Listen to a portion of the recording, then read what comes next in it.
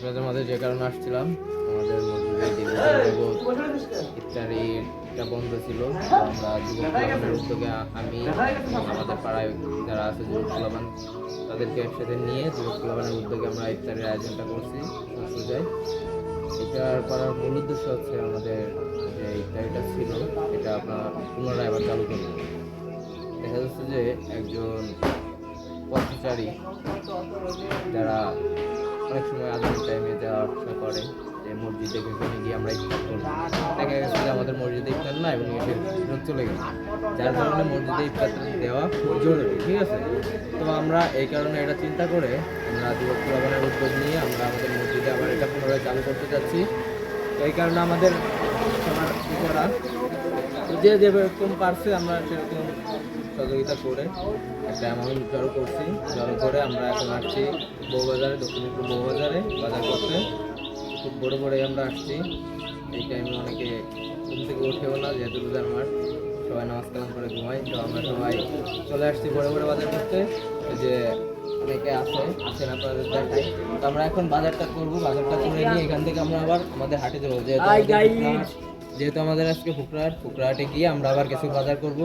মানে আমাদের যে বাজারগুলো এটা আমরা অলরেডি দুপুরের আগে ক্লিয়ার করব। ক্লিয়ার করে আমরা দুপুরের পরে গিয়ে রান্নাটা শুরু করব।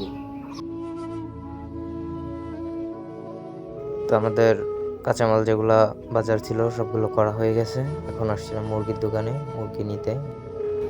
ওই যে গাড়ির ভিতরে মাল জিনিস আছে, এই কায়দাটা ধরে বইছি। শশা কয় কেজি? শশা আনছি 5 কেজি। আর কিছু মাল জিনিস চলে গেছে। আমাদের বাজার সদাই শেষ করে আমরা এখন আসছি রান্নার পর্বে। তো রান্নাটা এখন শুরু করব। বাজার সদাই শেষ করে রান্নার জন্য যে উপকরণ সবগুলো আগে থেকে আমরা গুছিয়ে রেখেছি। আমরা জোহরের নামাজ পড়ে সবাই এসে হাতে হাতে কাজগুলো করতেছি। কেউ বসে নাই এখানে যারা আছে সবাই কম বেশি কাজকাম করতেছে, যে যেভাবে পারতেছে সেভাবে কাজকাম করতেছে।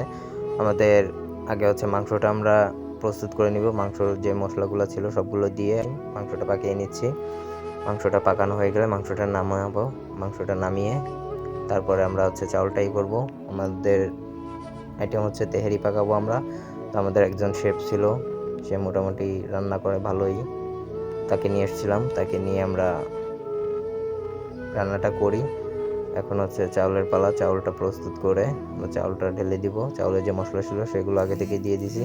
সবগুলো দিয়ে এখন চাউলটাও ঢেলে দিয়ে নাড়াচাড়া দিয়ে পরে মাংসটা ঢেলে দিয়ে আবার নাড়াচাড়া দিয়ে কিছু সময় জাল দিয়ে আমাদের রান্নাটা কমপ্লিট। এখন হচ্ছে দম খাওয়াবো।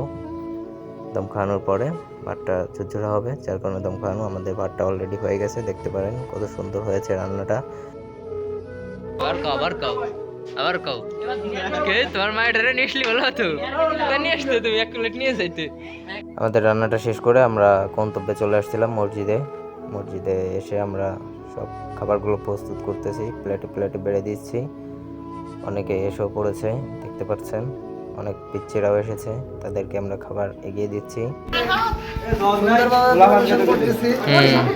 কোনো বিশৃঙ্খলা যাতে না হয় এই কারণে সবাই দায়িত্ব নিয়ে কাজ করতেছি। কেউ বসে নাই, সবাই হাতে হাতে কাজ করতেছি, সাথে আমিও আছি।